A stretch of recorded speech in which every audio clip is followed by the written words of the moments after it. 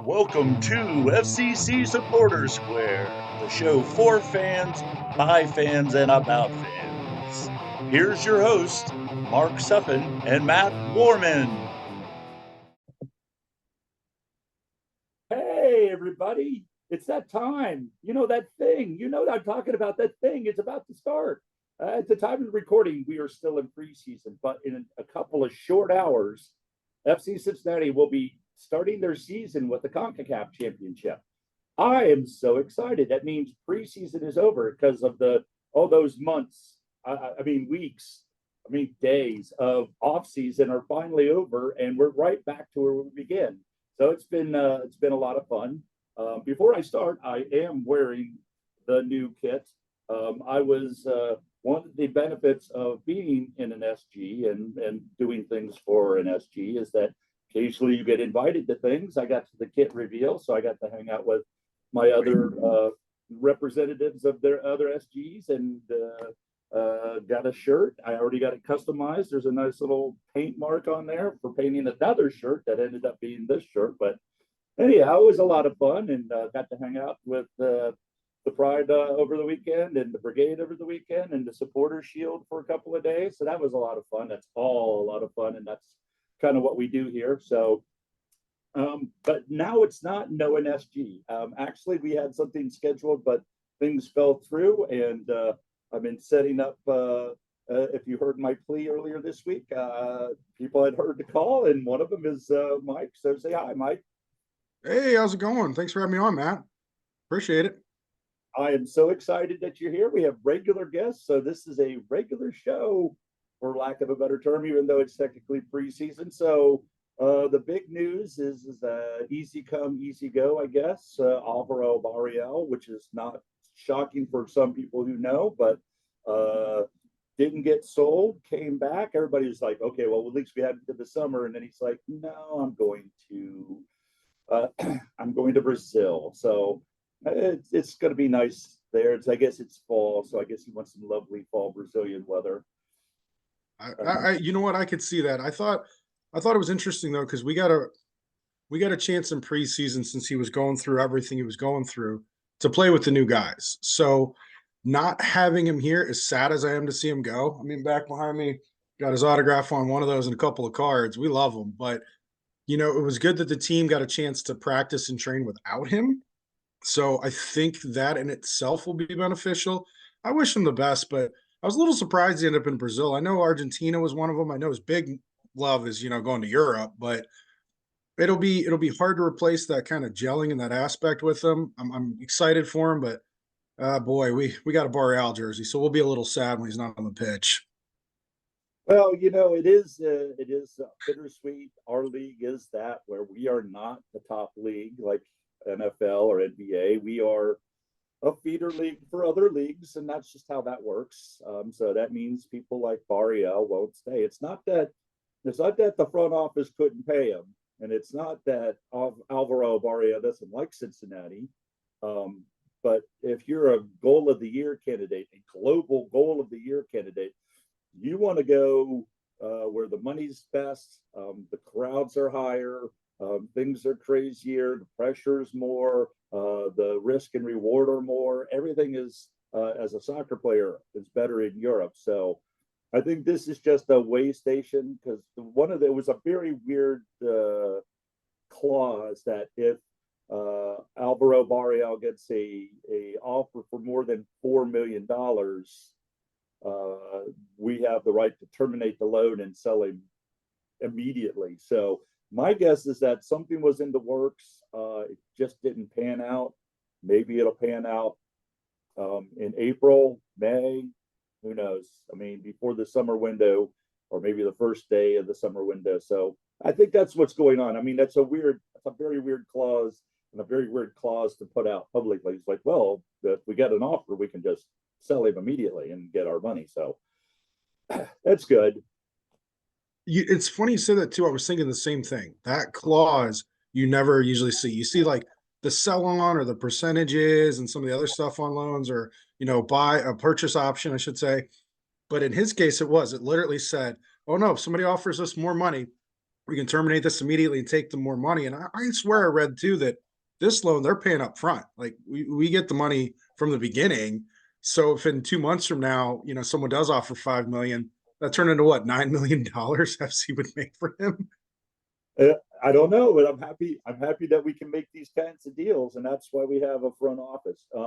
For those of you, I'm only mildly into this. There are people who are that's their specialty.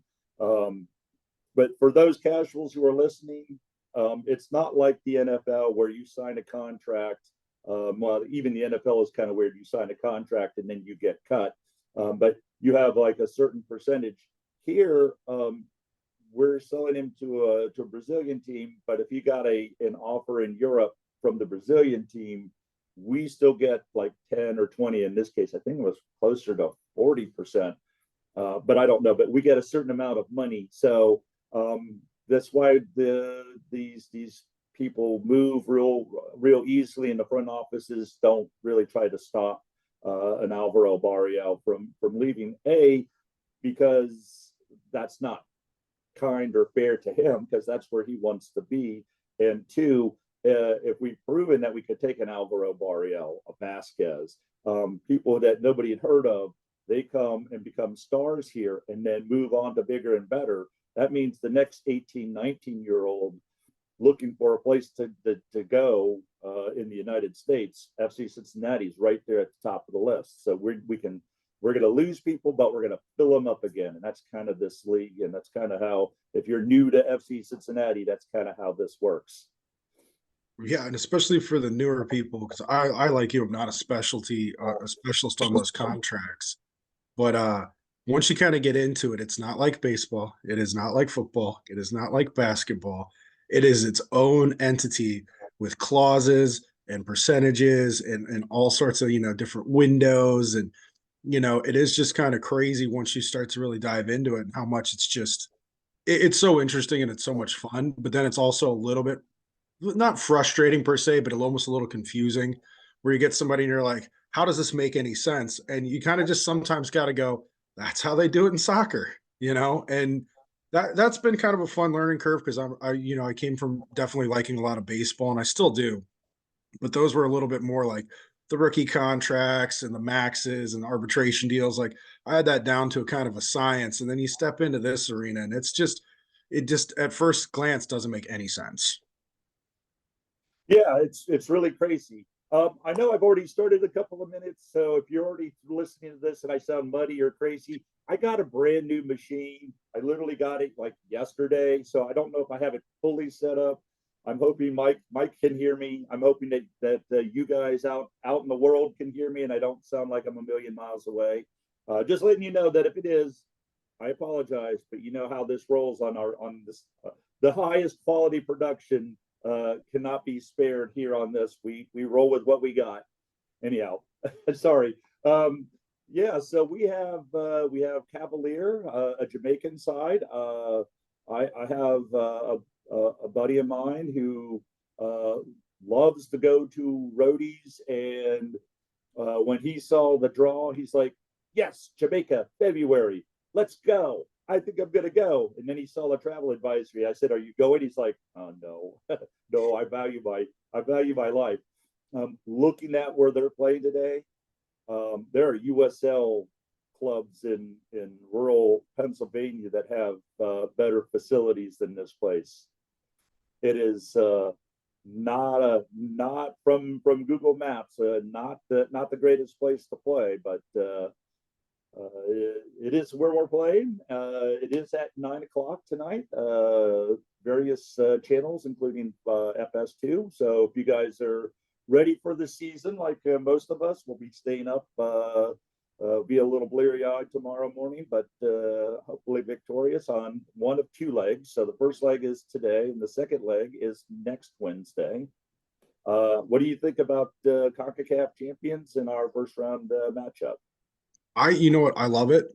I love it because as we keep growing as a league, I mean, over the last even 10 years, the fan base, the talent level, the teams, everything keeps expanding, and we keep climbing up that ladder. So this is a huge rung, and I think showing our talent, not just Cincinnati's, but MLS as a whole can really start to climb that ladder a little bit higher. So I think in that aspect, it'll be really good if, especially if we have some good showings, and that aspect of it, I think will be huge just for MLS, get some more exposure. It's funny, you had a buddy who was thinking of going. My daughter's soccer coach is Jamaican. He's actually down there right now, and he's a pretty brutally honest guy. That's kind of the Jamaican way I found out. It's not mean; they're direct.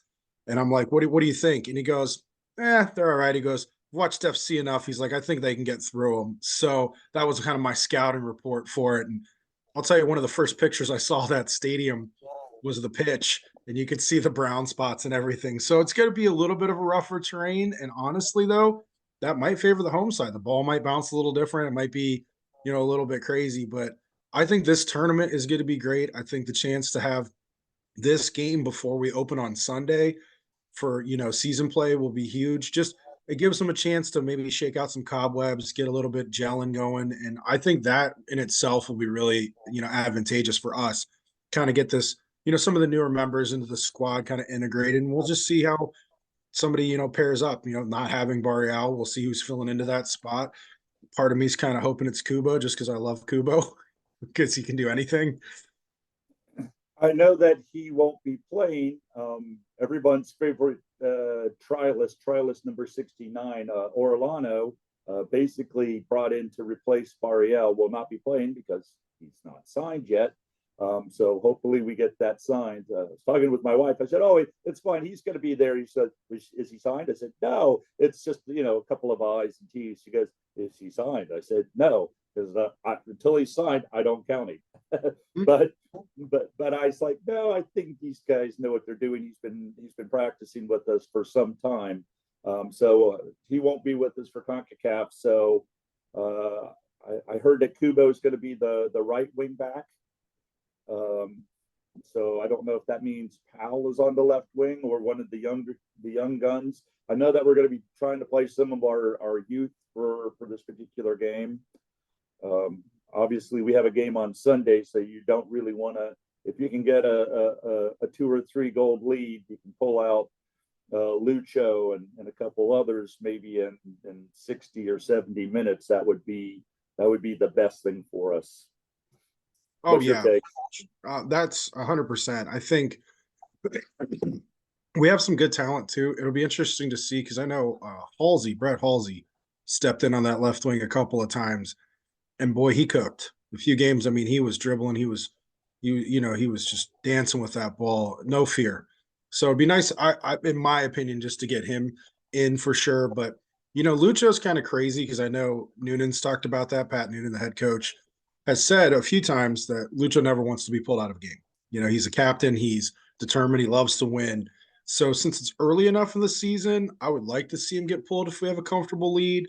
But knowing him, he might want to push a little bit just to get, his legs kind of under him, get it, make sure he's fit.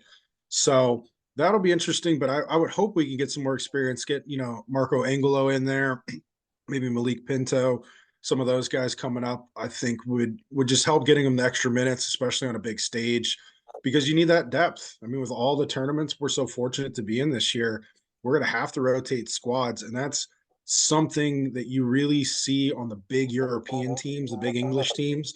They're very, very good at rotating through when they're in all those different leagues and championship, type events. So I'm hoping we can kind of take a page from their book and really get that depth going. I'm looking forward to it too. I mean, so that's the growth of the team, the growth that you don't think about. Seattle played in this tournament a couple of years ago, won this tournament, ended up in the Club World Cup, but they really suffered that year going through that cup because they didn't have enough rotation. Due to money and other concerns, it's really hard to have 24, 25 guys, fully ready to go for all the things that we need to do. But I think that's kind of the key. What is the key that you want to see tonight? What are you most excited for? The new veterans, the new young guys, even if you've seen them years past, they're probably going to play a more important role. What are you most looking forward to for tonight's game? I'll tell you what, we've been very fortunate. We've gone a lot to the FC2 matches at NKU, which has been a blast. So I've gotten to see Celentano grow since he was on FC2. I've got to see Ian Murphy grow. I got to see Halsey grow. I've seen Malik Pinto play a ton in person. Kimi, all of those people. I can't wait to see what leap they take this coming year. So I'm hoping to, and I mean, Roman's already a stud. I mean, we named our cat after him. So we love Roman Celentano in this house. But to see some of those guys come up, I'm super excited for.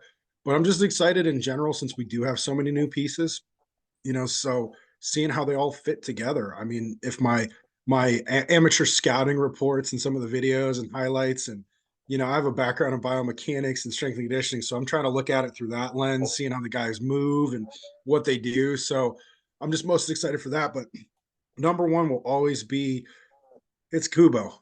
I want to see if Kubo starts. He is so dangerous at every position. I don't think even some of the FC fans who are maybe quite as involved as you and I are realize how talented he is. He's not sort of good or like great at one position. He's good wherever you put him. I would even put him in goalie. I have confidence that he might even be a decent goalkeeper because he's played all over the field and he does well above average at every position. So I love watching Kubo. He's just we joke and call him the Swiss Army person because he's just there's not a situation. You can put him in striker, you can put him in right wing, left wing, defensive mid, offensive mid. It doesn't matter. One day he was playing right wing back, but they lined him up as a center back. What can't Kubo do? I think he's a really good. I think that's why he signed again, because I think he now the coaching staff knows what they have in him, and he wants to play another position. I think they've got a place for him. I'm very excited to see Hugo, but really for me, seeing Buka, I know a lot of people are going to miss Moreno. I thought when Moreno is on, he was really on, but there are times when he was not on. There are times when he seemed like he took some plays off. That's not a knock on him. He was a key to our season last year. But you have a younger guy, played in champion leagues, known for passing the ball, something that controlling the midfield, that is a key need for us. As good as we played last year, one of the reasons why we didn't look so good against that team up north is because we weren't controlling the midfield. Whenever we play that team, we don't control the midfield nearly as well. I think this guy is an answer to solving that problem. So we can beat the other teams, and now we can start beating that team up north.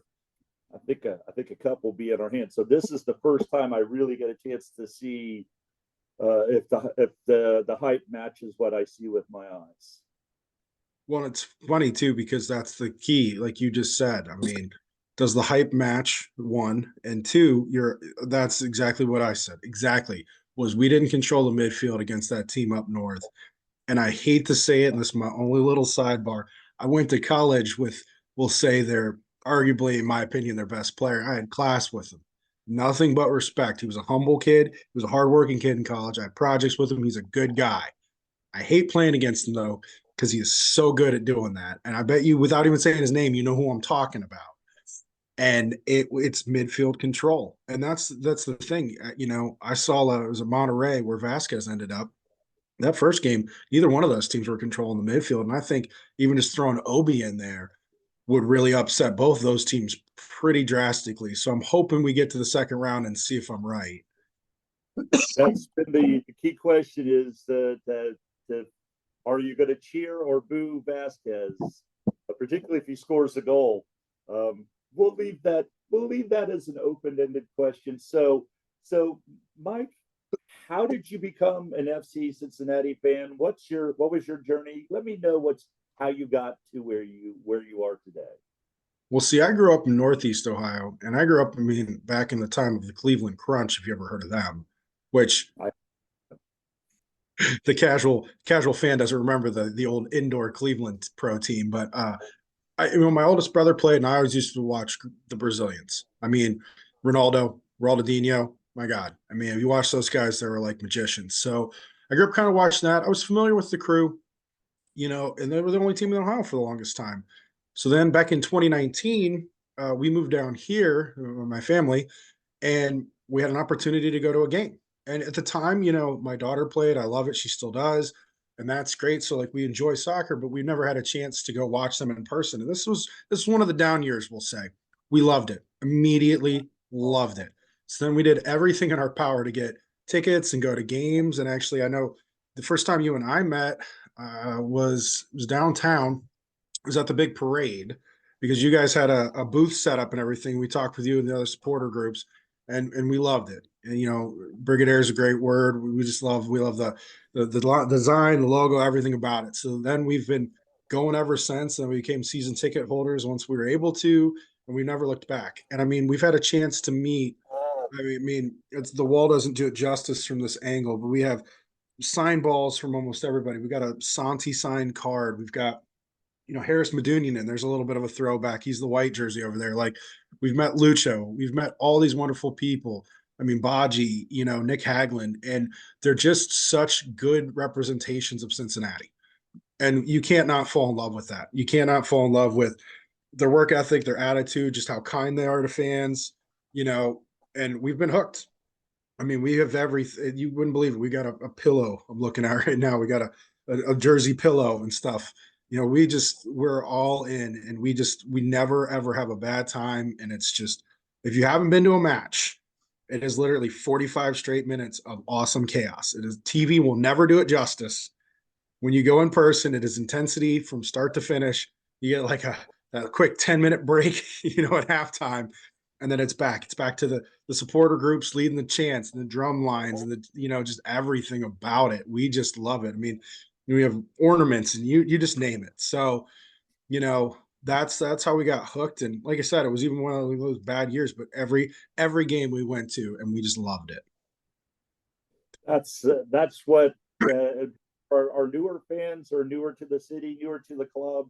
That's what we're talking about. You don't have to be a day one guy like myself. And I think I'd ask you the question, because as a day one guy, I know what the answer is, but I would certainly want to hear your perspective. You haven't heard anybody gatekeeping on, well, you haven't been around long enough for any of that stuff, right? No, not at all. You definitely get, and it's always social media. You get some great fans on social media. You do. And you get some ones who are passionate. And I never, ever am going to say, don't be passionate, don't care. You absolutely should.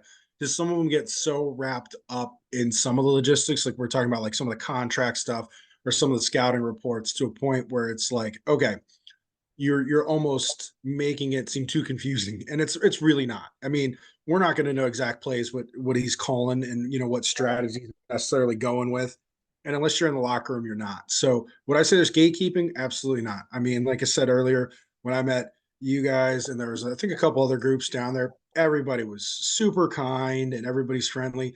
And it's like the old Irish saying, they say they're all about the crack. It just means they're here to have a good time. And I mean, we always have a blast. Everybody that works there is super nice. The food's great. There's no issues. And that's the thing. I think sometimes people just get intimidated too, because they don't want to seem like a bandwagon fan. And there's no reason to. If you like it, it's America. Enjoy it. That's the whole point. We are a welcoming bunch, and we would love to have you guys down. I mean, even if you don't have tickets, you could even just come down, experience the march, either be in it or watch it from Washington Park, and then go over to the pitch and watch the game on the pitch, even if you don't have a ticket. It's something to do, and then you can have dinner afterwards or whatever. So it is a fun time, and it's not just me. It's Mike saying that. So do you have season tickets now, or you are mostly in the Bailey whenever you get we ended up we're over because we love corner kicks. We were so fortunate that we're a group of three, so we're a little bit of an odd number. When we went to go get season tickets, we checked a couple different places, including the Bailey, and since we were three, we were able to get the third row a couple years ago, and it's right in front of the corner flag. So speaking of Barreal, we have on video of that last salute where he comes up and does it, and he is 10 feet away from us. So we just really like to experience that, because my daughter plays soccer, and she actually is typically a left wing back or a striker. So she loves to watch the technique, and she's analyzing the game, and she can see the ball movement, what the guys are doing really super close. So that's what we ended up going with. But the Baileys are rocking good time. If you're up for, if you want the full immersion, you go to the Bailey. That's just, there's no question. I mean, the dancing, the jumping, the drums, the bullhorns, the flags, the tifos, I got it all. So if somebody's looking for the full immersion, that's where you go. That's the European style experience right there. And we've been to Europe. I mean, we went to a Man United game, so we've seen it firsthand. I mean, that's the Bailey. But like I said, for us, it just so happens we were lucky enough to be that close where we could see, like when Lucha walks up, you can see the tattoos, you can read them. Wow, that's very nice. And and Pico Stadium is a very nice place to be. You could be as low as where Mike sits on either side. Second, I've been literally in the 2021 season, whatever the Pico opener season when it was only a few people could go.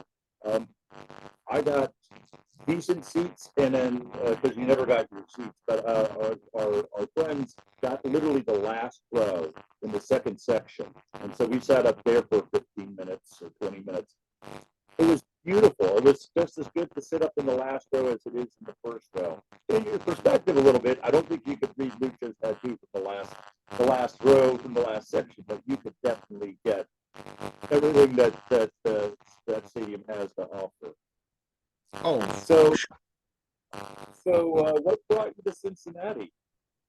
family. My wife has siblings down here, so when we got engaged, we thought this would be the best city for us, and we kind of talked about it. We visited a couple times, like all of us together, and I mean, I fell in love. I There's no better place for me than Cincy for sure. I mean, the people are cool. You got plenty of stuff to do. You can live in downtown if you want. We live a little bit outside of it, but you're close to everything.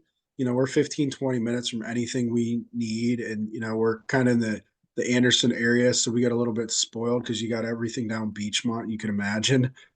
But yeah, that's what initially brought us down here. And it's such a cool city. I've lived a couple other cities in Ohio and they were nice too, but nothing beats Cincinnati. Well, I need to know today is National Chili Day. Did you partake in any chili today for National Chili Day? I have not, and actually, it's funny you say that too because it's kind of it's a running joke amongst I say us transplants. It's not bad. I love a good chilito any day of the week. I'll eat some coney dogs and stuff, but we I eat it sometimes. It's it is a little bit different than what I'm used to. So, but I got nothing against it. Yeah. So, do you have other transplants and other people from the Cleveland area that you try to bring down to the games or whatnot? We've had some people come down to visit. They haven't had a chance to get to a game yet, but that is on the list because I know some of them are big like football, like my brother and some of our family are definitely into some other sports, and I think they would really absolutely enjoy it. So that's definitely on the list for this year whenever they come down. But I actually a lot of my friends, sadly, they grew up rooting for the team for the North, so they they respect us, but they're a little iffy on coming down to catch just a game unless their team's playing too.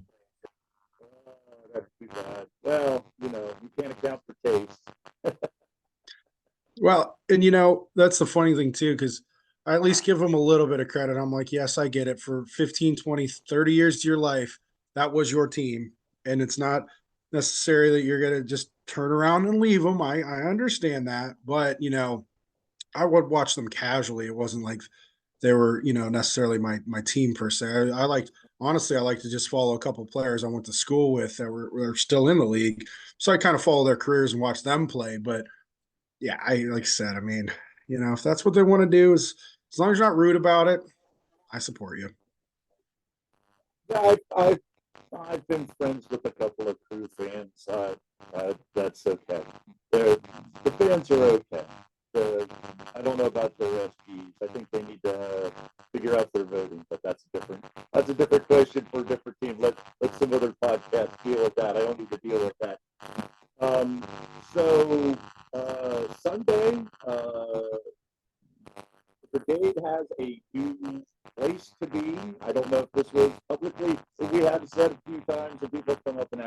We are at Sam Adams. So this Sunday is the MLS home opener. If you're looking for some place to be, all of the pregame places are great. And thanks to the shout out to the fifth line for letting us be there at the last few games last season. We looked at a lot of places, but Sam Adams is going to be great. Please stop by. It's only a short block to the march from Sam Adams.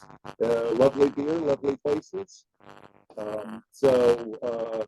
Get hyped, everybody. It's coming tonight, and it's actually coming to your art town on Sunday. So 2024 starts off.